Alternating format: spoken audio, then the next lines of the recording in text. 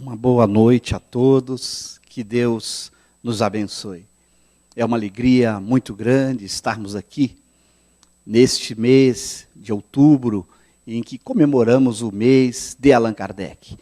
Quero agradecer a USE, aos companheiros desta cidade que militam no movimento espírita, pela oportunidade de estudarmos o pensamento e a obra de Kardec.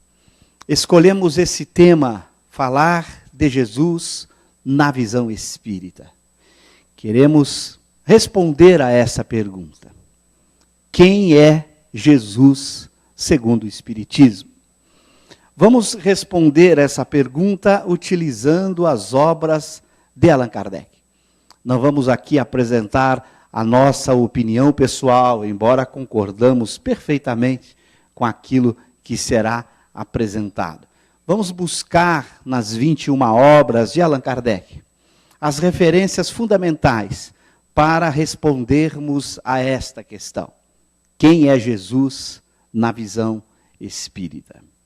A essa pergunta eu já quero dar a resposta sintética de início. Já responder de forma muito direta como o Espiritismo responde a essa pergunta.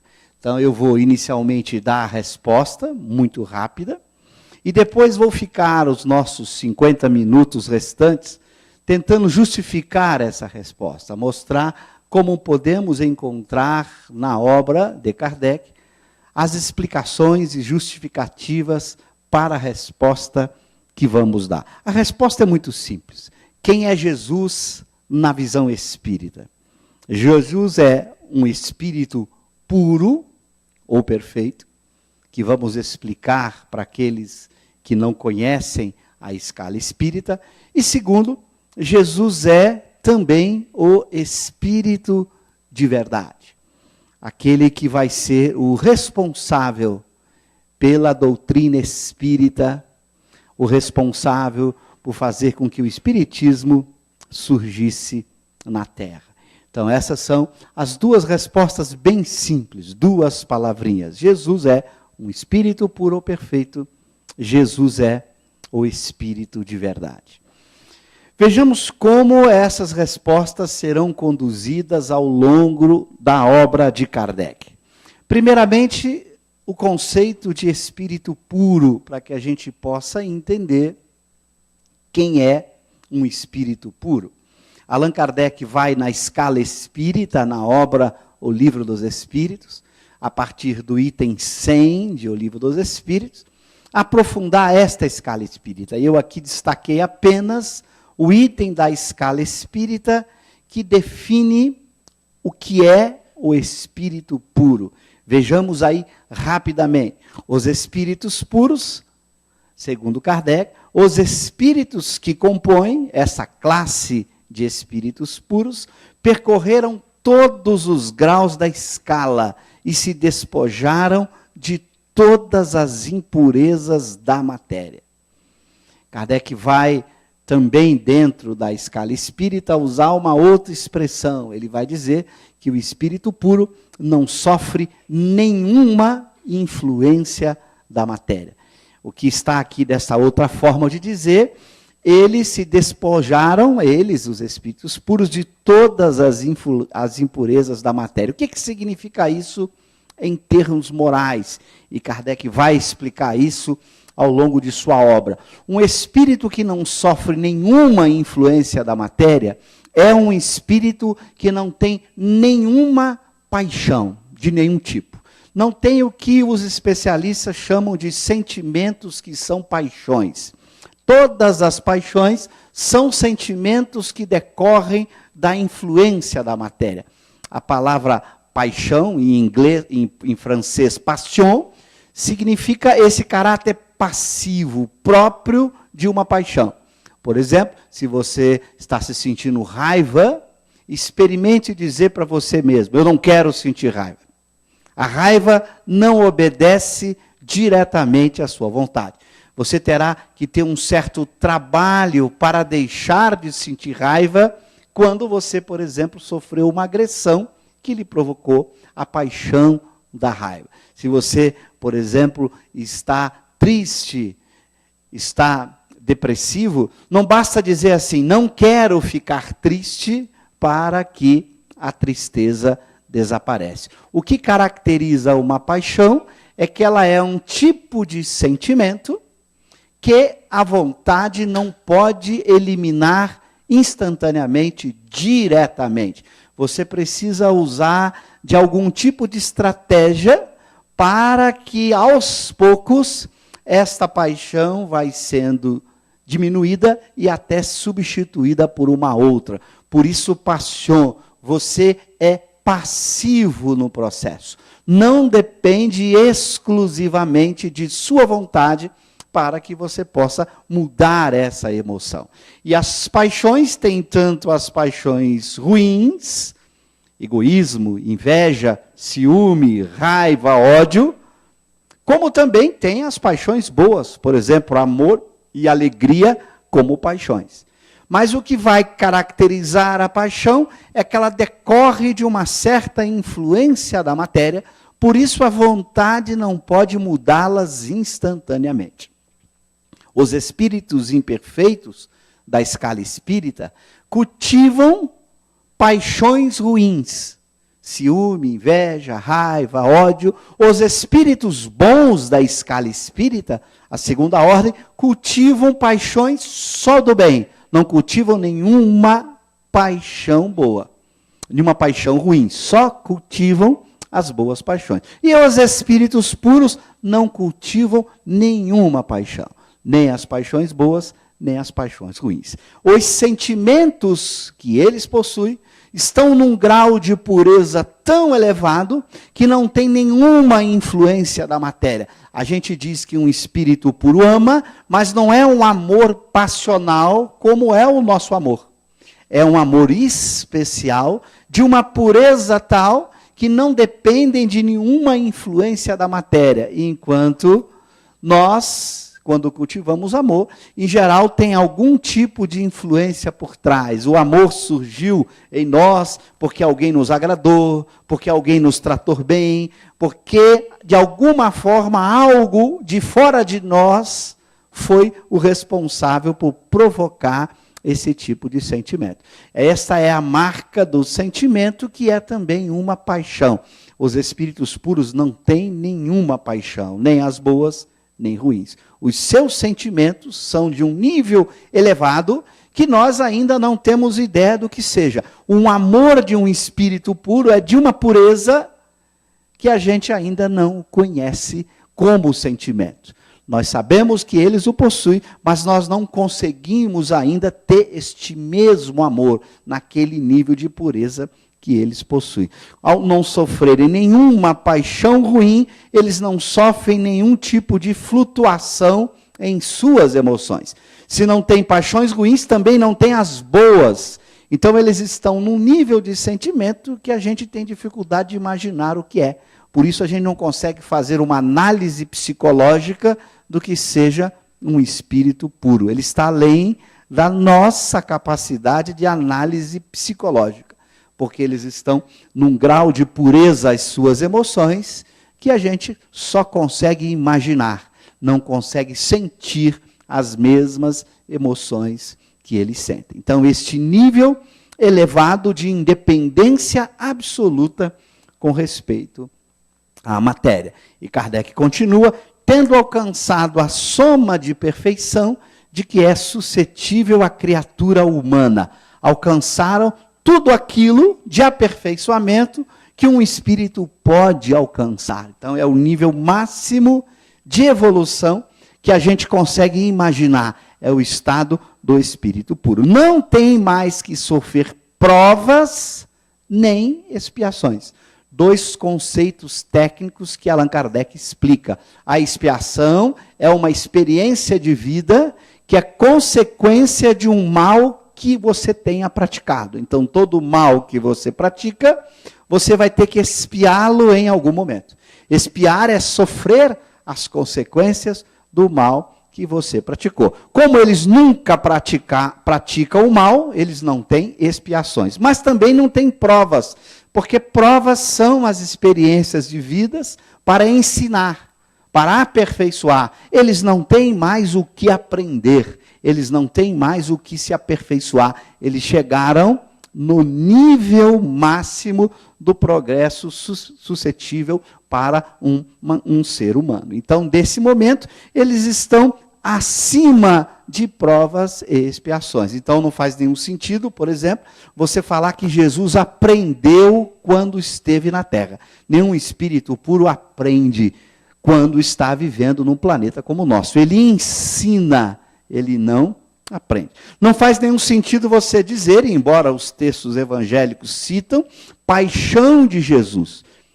Para Kardec, para os espíritos, um espírito puro não sofre paixões, então não tem a paixão do Cristo. Não dá para você imaginar Jesus triste, Jesus se lamentando, Jesus reclamando, Jesus pedindo ajuda.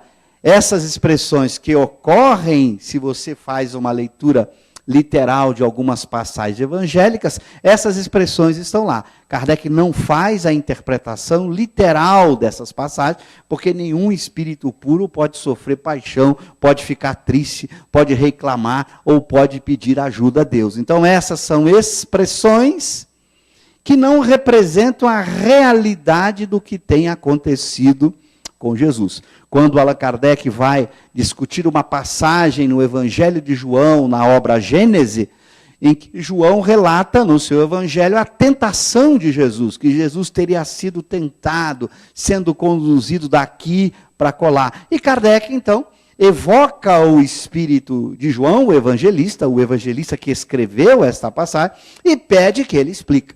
E João vai dizer na obra Gênese que aquilo é uma parábola, que um espírito puro ou perfeito não pode ser tentado. Aquilo é uma parábola sobre a tentação humana, a tentação que nós, homens, estamos sujeitos, e não um possível acontecimento que tenha ocorrido com Cristo. Então João diz que aquilo nunca aconteceu com Jesus, nunca poderia ter acontecido, uma vez que ele é um espírito puro. Então, os textos passam como acontecido por Jesus, como acontecendo na vida de Jesus, mas na verdade aquilo é apenas uma parábola, como muito bem explica João o Evangelista na obra Gênese de Allan Kardec, exatamente porque ele é um espírito puro, ele não está sujeito a nenhuma forma de paixão, ele não tem nenhuma das nossas fraquezas humanas, porque é um espírito que domina completamente a matéria e que chegou no nível máximo que a criatura humana pode atingir. Não estando mais sujeitos à reencarnação em corpos perecíveis,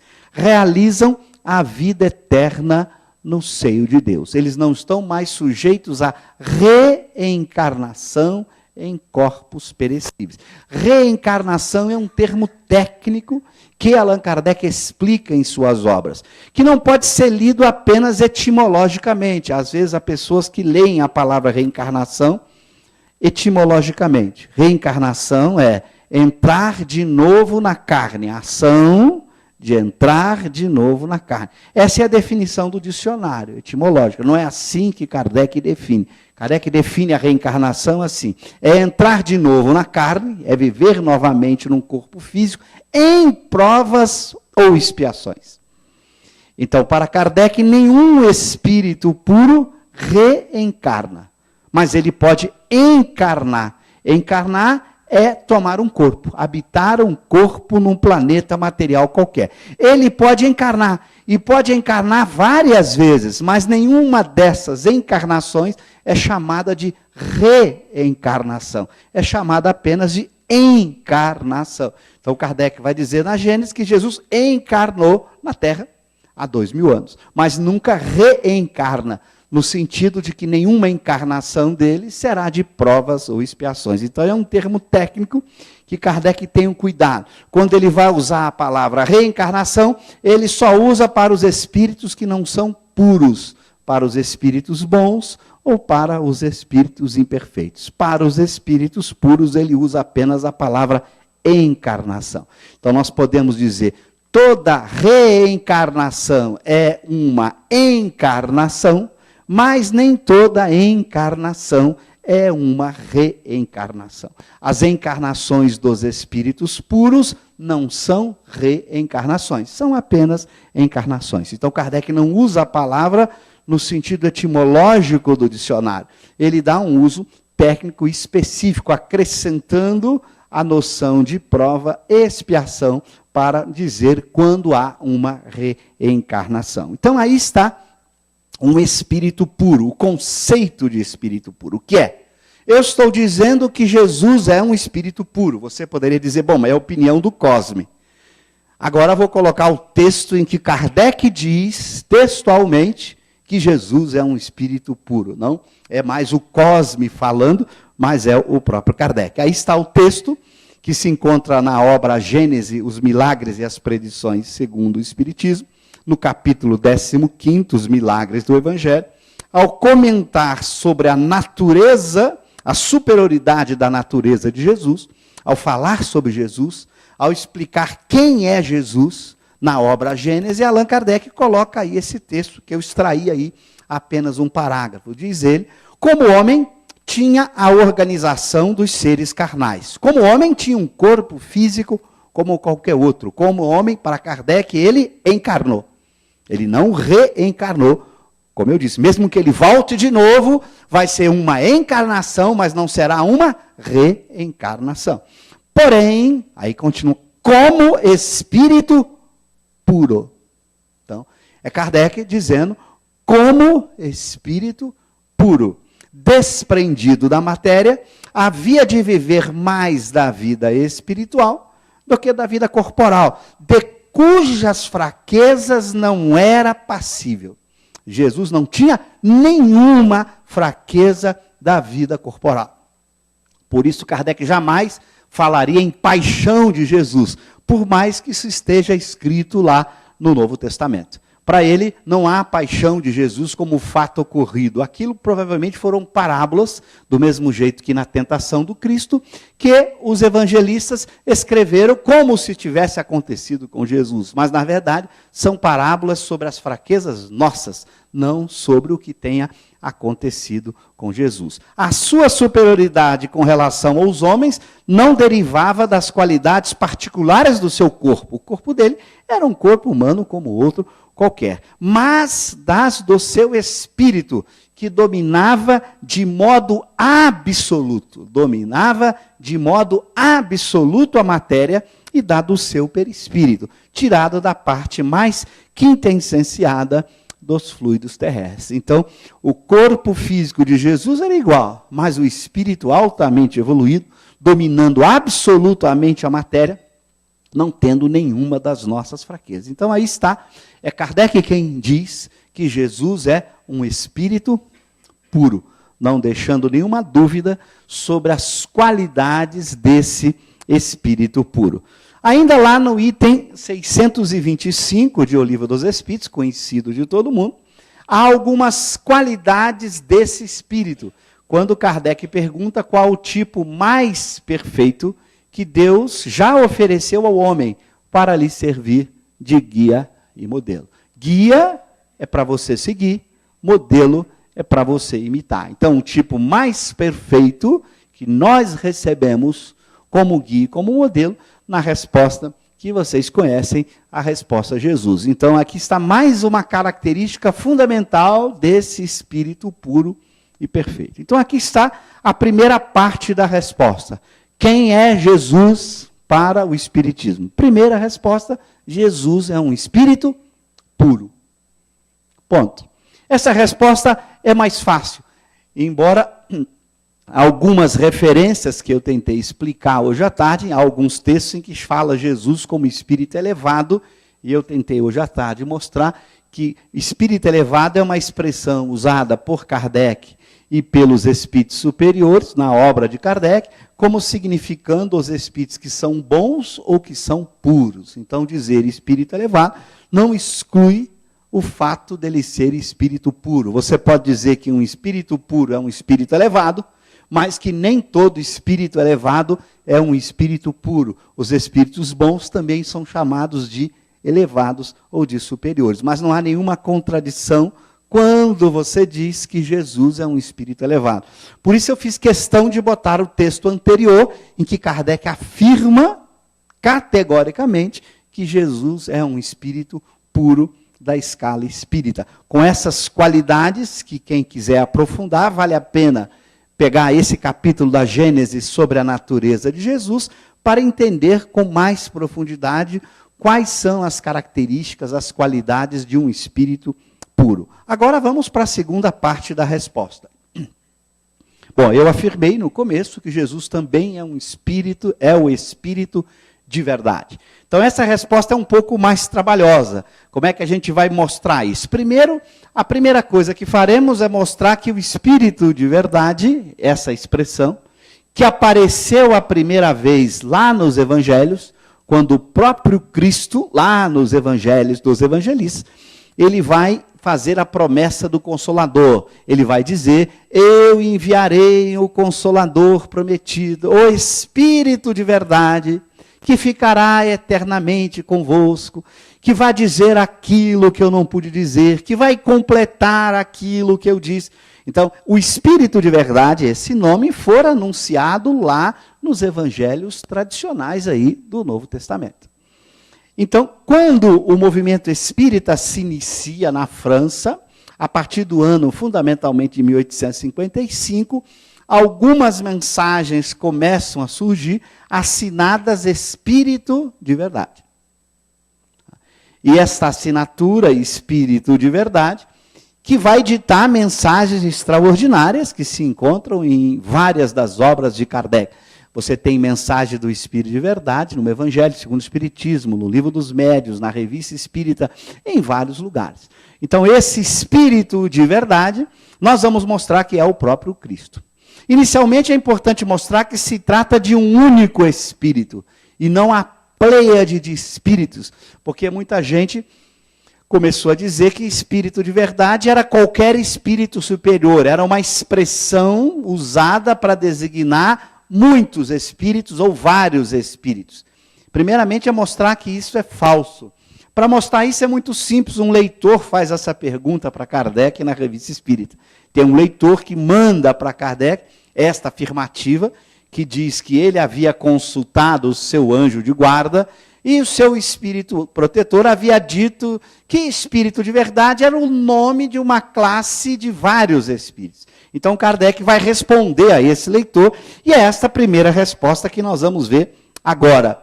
Kardec vai dizer, assim, essa é a resposta de Kardec ao leitor, está lá na Revista Espírita de 1866, no mês de julho, Questões e Problemas, qualificação de santo aplicada a certos espíritos.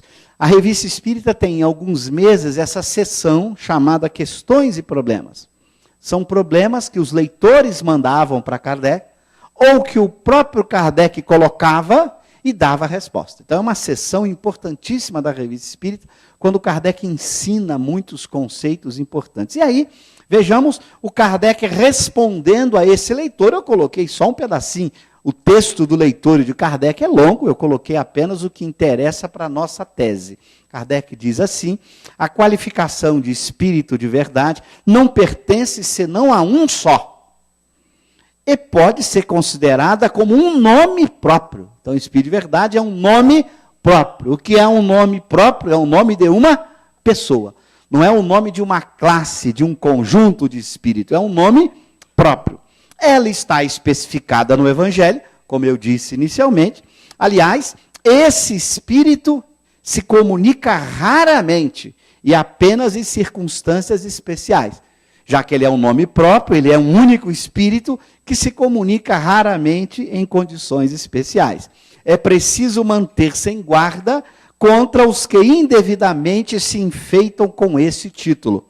Eles são fáceis de reconhecer pela prolixidade e pela vulgaridade de sua linguagem. Ele aqui, inclusive, observa, porque às vezes apareciam mensagens na época assinadas Espírito de Verdade, e não era do Espírito de Verdade. Já que ele raramente se comunica, é um espírito muito evoluído, e daqui a pouco nós vamos ver que ele é o próprio Jesus. Então aqui, primeiramente, para tirar do ar a dúvida de que o Espírito de Verdade seria um nome de uma classe de espíritos. Não, é um nome próprio, pertence a um único espírito. Então aqui é o primeiro ponto a ser resolvido, é o nome de um único espírito. Agora resta saber o nome próprio de quem? Aí que está a questão. Antes de responder é o nome próprio de quem, que eu já disse, é o nome próprio de Jesus, nós vamos agora mostrar por que Kardec nunca disse, ele mesmo, em nenhuma de suas obras, que o Espírito de verdade era Jesus. Porque ele, Kardec, não afirmou isso em nenhum lugar. Vocês vão entender agora porque ele não poderia fazê-lo. Ele vai dizer uma coisa que eu vou colocar a seguir, que praticamente o proibiu de dizer que o Espírito de verdade era Jesus. Ele se proibiu de dizer, mas outros disseram no lugar dele. E a melhor forma da gente chegar à resposta, que a gente vai colocar daqui a pouco, é o próprio Espírito de verdade dizendo que ele era Jesus. Kardec não podia dizê-lo, mas o Espírito de verdade poderia se identificar.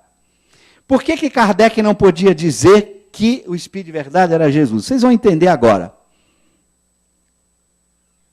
Meu Deus, onde é que está? Pulei a ordem, aqui, ó, depois eu volto. Eu acabei invertendo a ordem, depois eu volto à questão. Por que ele não podia dizer? Por conta disso. Kardec disse, numa passagem, que eu aqui transcrevo da Revista Espírita, de 1861, do mês de novembro, num banquete oferecido a Allan Kardec no discurso de brinde que ele faz na cidade de Bordeaux, quando ele está visitando a cidade de Bordeaux, visitando o movimento espírita, ele faz um discurso. Nesse discurso, que é lindo, maravilhoso, eu só coloquei um pedacinho desse discurso, o Kardec vai comentar sobre a inauguração da Sociedade Espírita, está aí no texto, mas eu não vou ler o texto inteiro, mas ele termina esse primeiro parágrafo do texto dizendo, eis acerca deste assunto, do assunto que ele vai discutir, o que ainda ontem, antes da sessão, dizia meu guia espiritual, o Espírito de verdade. Como Kardec disse nesse texto e em outros, que o Espírito de verdade é o seu guia espiritual, o seu protetor, imagine se ele dissesse que o Espírito de verdade era Jesus. Ele estaria dizendo o quê? O meu guia espiritual é Jesus. Bom, já quiseram crucificá-lo por muito menos. Imagina se ele dissesse que o guia espiritual dele era Jesus. Então ele disse apenas que o guia espiritual dele era o Espírito de verdade. Isso o proibiu de dizer, e ele nunca diz em obra nenhuma que Jesus é o Espírito de verdade. Mas o que aconteceu? Bom, ele não podia dizer, porque seria até uma falta de modéstia da parte dele ficar dizendo isso. Ou dar mão à palmatória e ser atacado e ser combatido, o que seria muito desagradável. As pessoas já falavam mal, já criticavam, já buscavam criar dificuldades para ele, então ele não podia dizer diretamente que o guia espiritual dele era Jesus. Mas ele disse, o meu guia espiritual, o Espírito de verdade. Bom, como eu disse, agora o que nós vamos ter é que o próprio Espírito de verdade vai dizer que ele é Jesus. Ele vai dizer isso em muitas passagens que estão na Revista Espírita, muitas. Mas eu escolhi uma só. Uma só que é tão evidente que eu não precisaria de mais. É claro que a gente, quando apresenta um seminário mais detalhado sobre a questão, eu mostro mais de uma dúzia de passagens que deixa muito claro que o guia, que o Espírito de verdade é Jesus. Mas agora eu vou botar apenas uma passagem, que é uma das mais claras, como vocês mesmos vão poder ver aqui.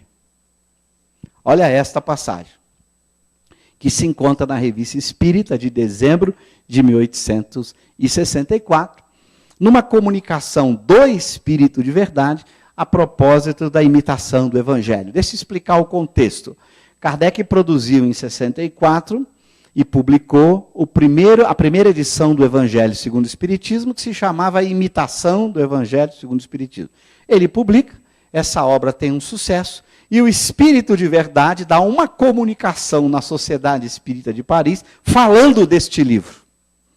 E é esta comunicação que é linda, extensa. Eu tirei apenas 2 parágrafos dela, que nos interessa para a nossa tese. Então, o que diz no primeiro parágrafo que eu retirei aí? O Espírito de verdade. Um novo livro acaba de aparecer. O livro, o Evangelho segundo o Espiritismo. É uma luz mais brilhante que vem clarear a vossa marcha. Ele falando para os membros da Sociedade Espírita de Paris. Há 18 séculos vim. por ordem de meu Pai, trazer a palavra de Deus aos homens de vontade. Então, é o Espírito de Verdade dizendo, em 1864, que há 18 séculos ele veio. Ele veio. Bom, e para não deixar dúvida quem era esse ele que veio há 18 séculos, ele continua. Há várias moradas na casa de meu pai. Disse-lhes eu há 18 séculos. Bom, aí ele se entregou. Né? Se eu perguntar a qualquer um que já leu o Novo Testamento, quem disse há 18 séculos há muitas moradas na casa do meu pai, vocês responderiam aqui? Quem disse há 18 séculos há muitas moradas na casa do meu pai? 18 séculos lá no século XIX. Hoje seriam há 20 séculos. Preciso botar aqui a assinatura? É necessário que ele dissesse, eu disse há 18 séculos, há muitas moradas na casa do meu pai. Eu, Jesus, precisava assinar? Não tem nenhum outro na história do pensamento humano que tenha vivido há 18 séculos e tenha dito há muitas moradas na casa do meu pai. A única pessoa, historicamente, que disse há 18 séculos há muitas moradas na casa do meu pai foi Jesus, segundo os evangelistas. Então, quando o próprio Espírito de Verdade diz, eu vim, ele não deixa a margem a dúvida, eu vim há 18 séculos, eu disse, eu.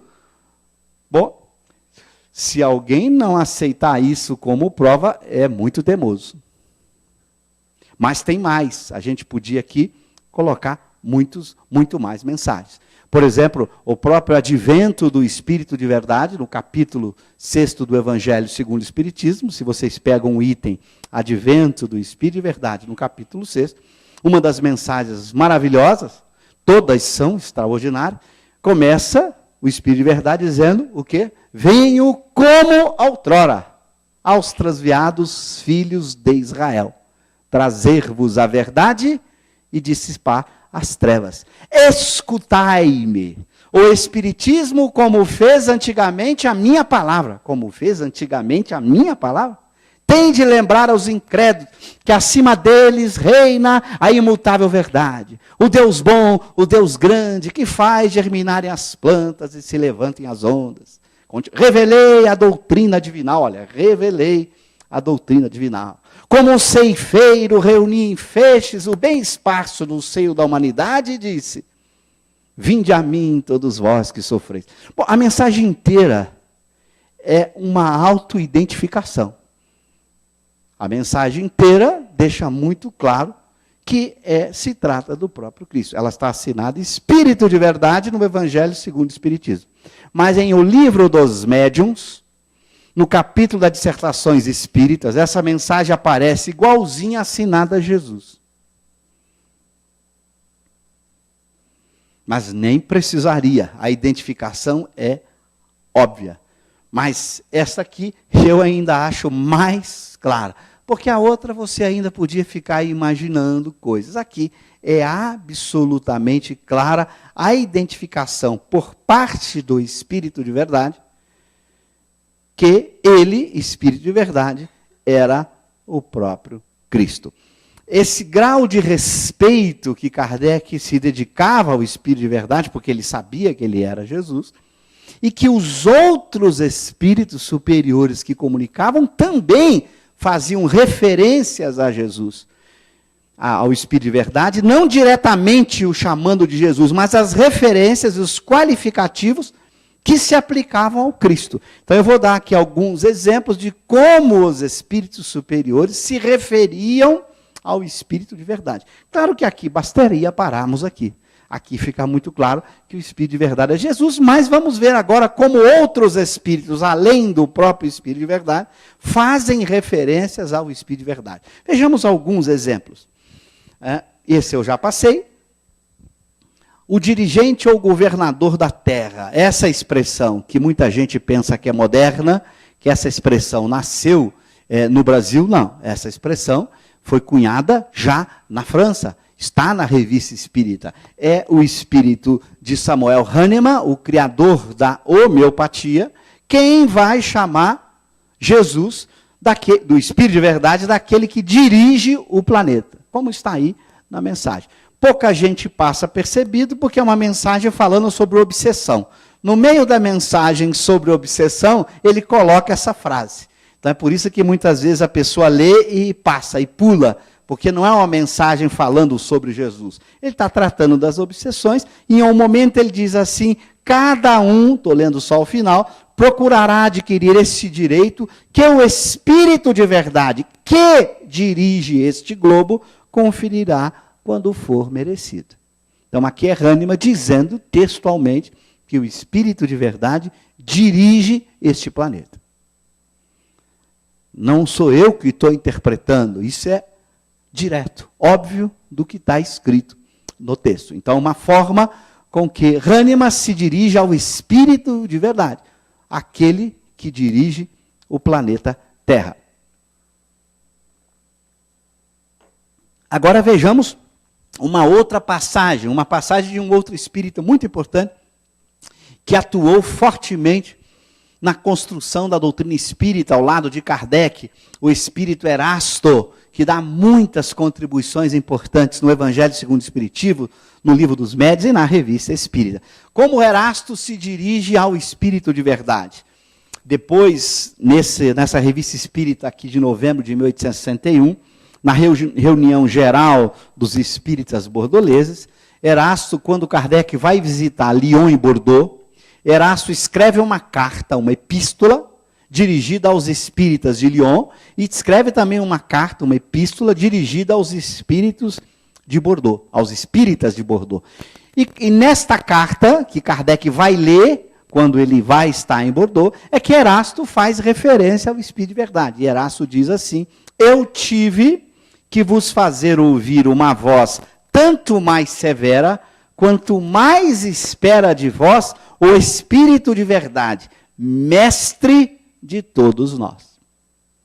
Então, é a forma como Erasto se dirige ao Espírito de verdade, mestre de todos nós. A mesma expressão que todos os Espíritos atribuem a Jesus, o mestre de todos nós. Então, veja, aí Erasto se referindo a esse Espírito. Há muitas passagens, muitas. A gente chegou a colecionar mais de 30 passagens que deixam evidências de como os espíritos entendiam que o Espírito de verdade era o próprio Cristo, o mestre de todos nós. A gente escolheu apenas algumas dessas para esse nosso bate-papo. Agora, a expressão de que o Espírito de verdade é também o Consolador prometido. Veja, Jesus promete enviar o Consolador prometido, o Espírito de verdade, e é Ele mesmo que veio. Mas como Ele veio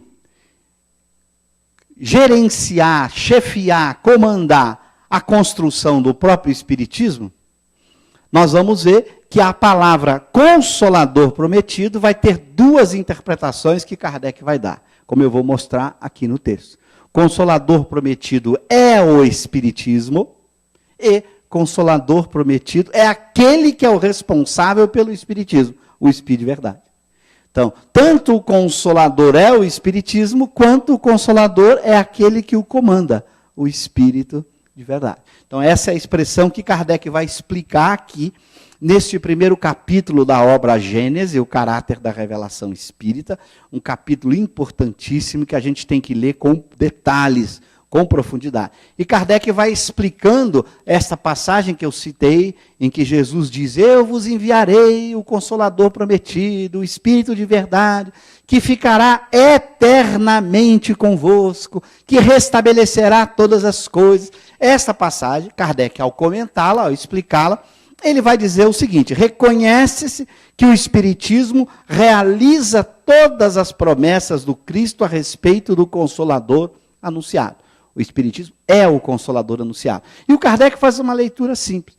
Quando Jesus disse, eu vos enviarei o Espírito de verdade, que ficará eternamente convosco, o raciocínio de Kardec é de uma lógica pura. Bom, o que pode ficar eternamente com uma pessoa? Outra pessoa? Não. Só uma verdade pode ficar eternamente com uma pessoa.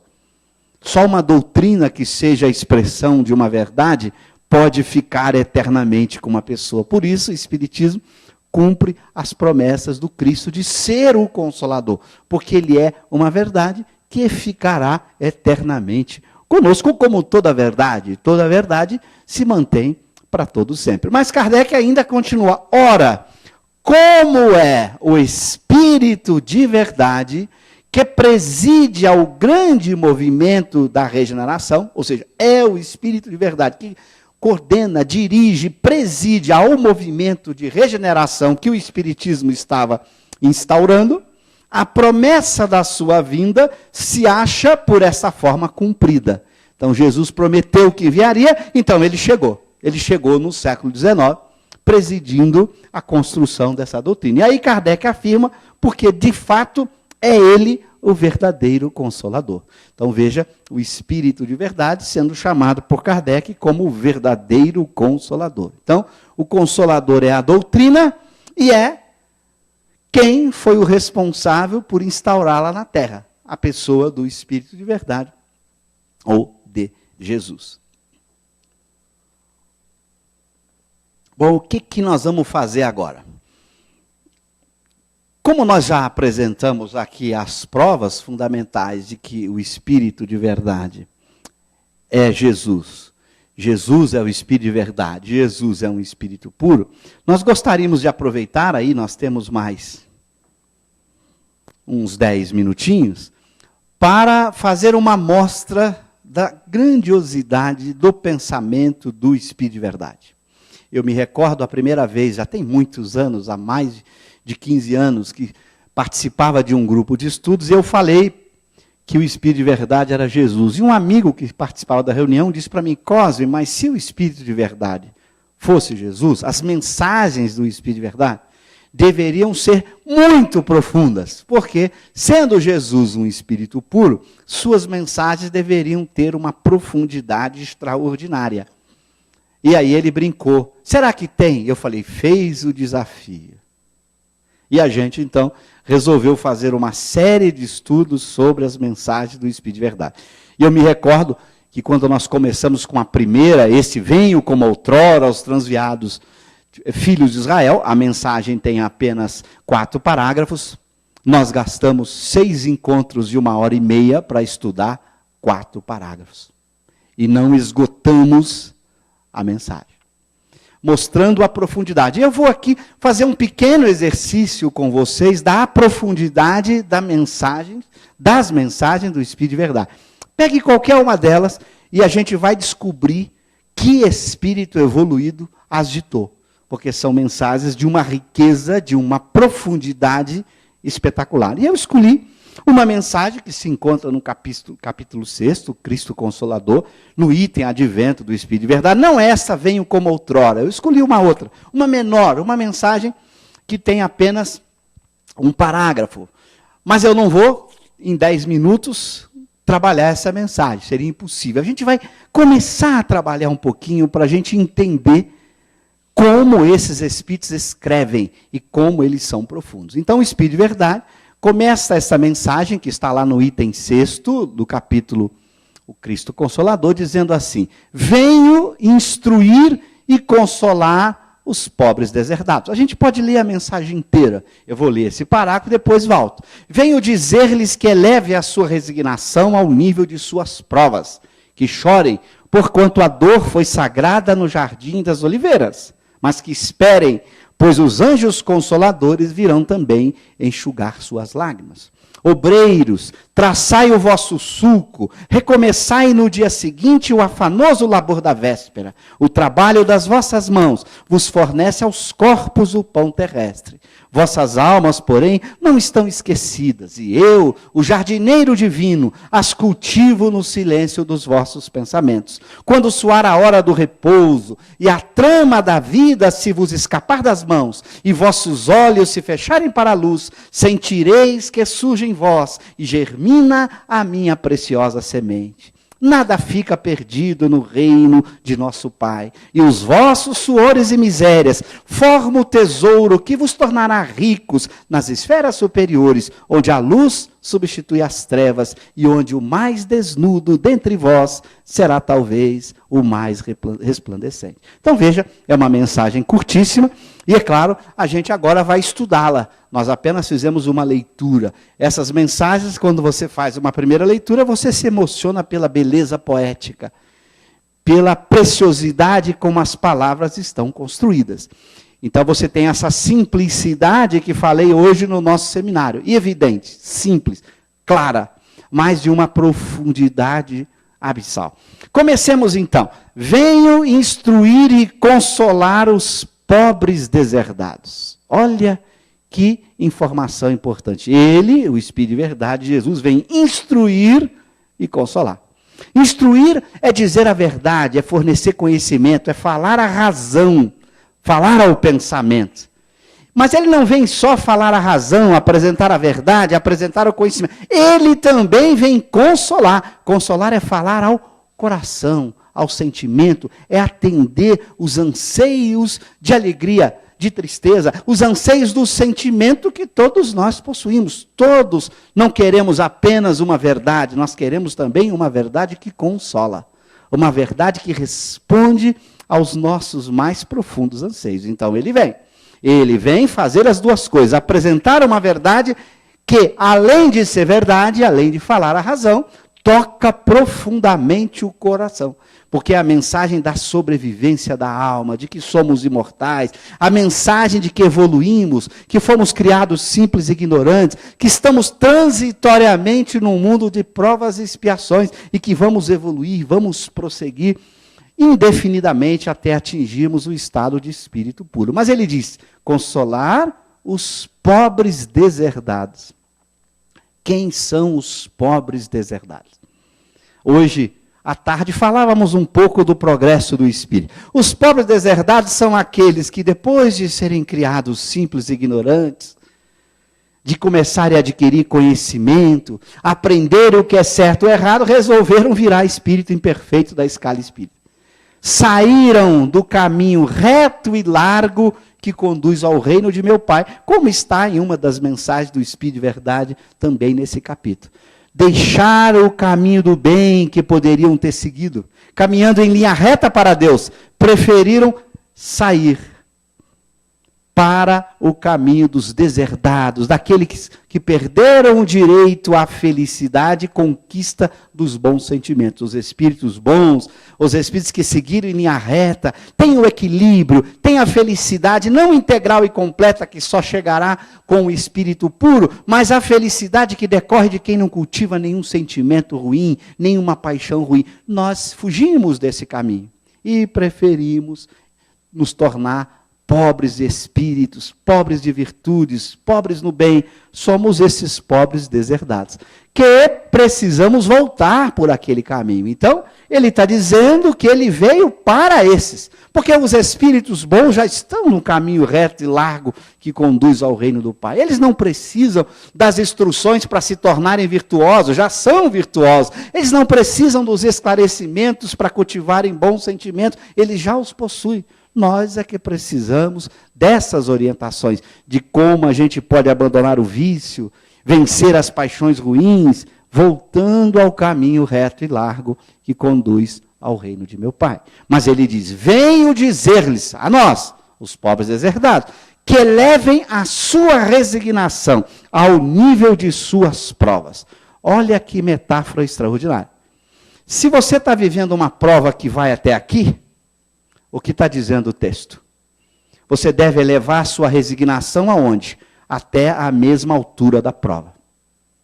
Se a sua prova for mais difícil, aonde tem que ir a sua resignação? A essa altura. Se a sua prova sobe, a sua resignação tem que subir. A sua resignação tem que ser elevada ao nível de sua prova. Mas o que é resignação? Não adianta a gente pegar um dicionário. Estudar o Espiritismo por dicionário não ajuda muito. Como resignação é um conceito de uma virtude, você tem que buscá-la na própria obra de Kardec. É assim que a gente recomenda àqueles que estão nos ouvindo. Se você quer estudar sobre qualquer vício, sobre qualquer virtude, primeiro procure se esse vício, se essa virtude não foi definido, tratado, explicado na própria obra de Allan Kardec. E você vai encontrar uma mensagem admirável de um espírito chamado Lázaro, que vai, no Evangelho segundo o Espiritismo, escrever uma mensagem cujo título é Obediência e Resignação, onde Lázaro define exatamente o que é resignação. Ele diz assim: a obediência é o consentimento da razão, a resignação é o consentimento do coração. O homem resignado é aquele que o coração diz sim, não é a razão. Porque às vezes a razão diz sim e a revolta surge no nosso íntimo. A indignação surge no nosso, a reclamação, o queixume surge no nosso íntimo. Quando é o sentimento que diz sim, não há revolta, não há indignação, não há queixa. Você aceita a prova com alegria. Dá para imaginar o que é isso? A prova é dessa altura. Você a aceita com alegria, na mesma altura. Da sua boca não sai nenhuma queixa, nenhuma reclamação, nenhum sentimento de que está sendo injusto, de que você não merece aquilo. Você aceita com o coração. É o seu sentimento que diz: Senhor, dá-me a prova, mas mantenha a minha alegria para vivê-la, sem queixar, sem me reclamar, porque a prova é necessária para o meu crescimento espiritual. Senhor, deixe-me ficar em paz, mantenha a minha alegria perene, para que eu entenda a importância da prova na minha vida. E é o coração tranquilamente que aceita. E você não vai ver na sua cabeça, não vai vir em sua cabeça nenhum pensamento de indignação, de revolta ou de queixa. Porque o coração diz: sim, Senhor, pode mandar que eu aguento. Neste momento, você aprendeu a levar a resignação à altura de suas provas. Então você vive a prova sem reclamação e sem queixa. Que chorem, porque a lágrima da resignação é diferente da lágrima da revolta. A prova é difícil, a dor é intensa, vem a lágrima da emoção nobre, da alegria diante da dor, vem a lágrima da emoção, mas é o choro que lava a alma, não é o choro da revolta que queima. A lágrima daquele que tem resignação é doce, é suave. A lágrima da revolta queima como ácido. Então você chora e aí ele justifica: porquanto a dor foi sagrada no Jardim das Oliveiras. Olha que metáfora. O que aconteceu no Jardim das Oliveiras? O Jardim das Oliveiras foi o espaço físico da traição de Jesus. O espaço físico dos seus sofrimentos, das suas dores. A dor foi sagrada lá para ele.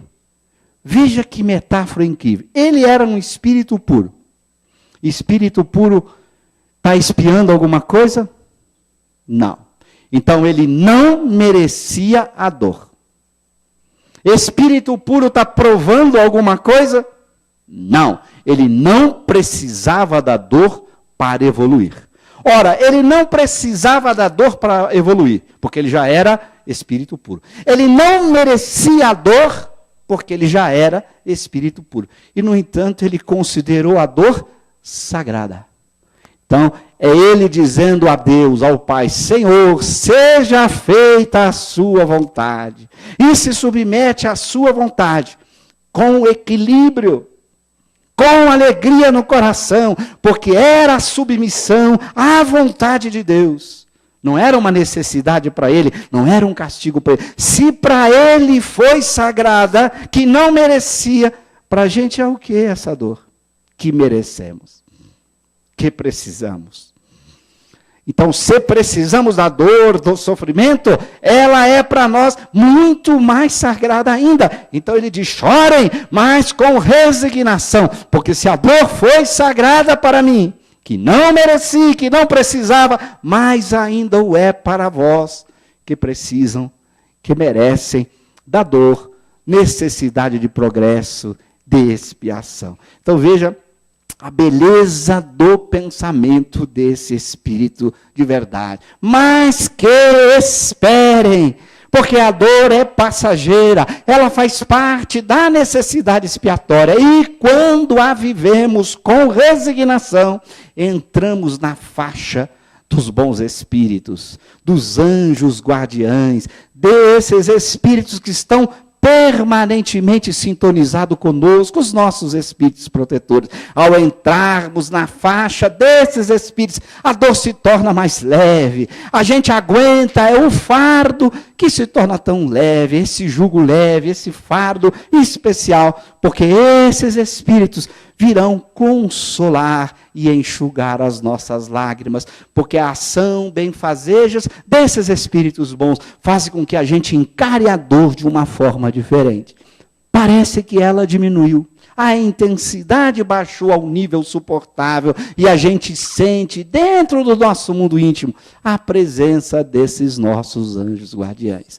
A quem encara a dor com resignação, a quem passa a compreender a necessidade do processo de provas e expiações que escolhemos antes de encarnar no corpo. Então, essa dor foi sempre e será sempre sagrada, porque se fora para um espírito puro, mais ainda o é para cada um de nós. Então, que a gente saiba aproveitar esses pensamentos tão lúcidos, nos momentos de dificuldade, de dor e luta que todos temos que passar, porque somos espíritos cheios de dívidas que trazemos de outras existências, que a gente saiba viver as experiências difíceis que todos passamos, sem perder a resignação, mantendo a calma, a alegria permanente, nos sintonizando com esses anjos de guarda que nos acompanham ao longo da nossa existência. Então, nós saberemos aproveitar a experiência de dor, aprenderemos com ela, cresceremos com ela. Com isso, poderemos seguir na nossa etapa evolutiva. Então, aí está o convite desse Espírito de verdade, para que a gente aproveite a nossa existência, por mais difícil que seja, como experiência de progresso e de crescimento espiritual. Como o tempo não nos deixa mais, deixemos para uma outra oportunidade continuar cada uma dessas frases, desse parágrafo extraordinário. Obreiros, traçai o vosso sulco, recomeçai no dia seguinte o labor da véspera, o trabalho das vossas mãos fornece aos corpos o pão terrestre, vossas almas, porém, não estão esquecidas. E ele vai falar de como abrir esse sulco no interior da alma, quando a gente enfrenta as paixões, para que as suas sementes, como o texto condiz, sejam depositadas no nosso mundo íntimo e possam fortificar, crescer e se fortalecer na forma de virtude, de transformação interior de todos nós. Então fica aqui o nosso convite. Vamos estudar Allan Kardec, para a gente compreender Kardec e, acima de tudo, para viver Kardec. Muito obrigado, que Deus nos abençoe, uma boa noite para todos.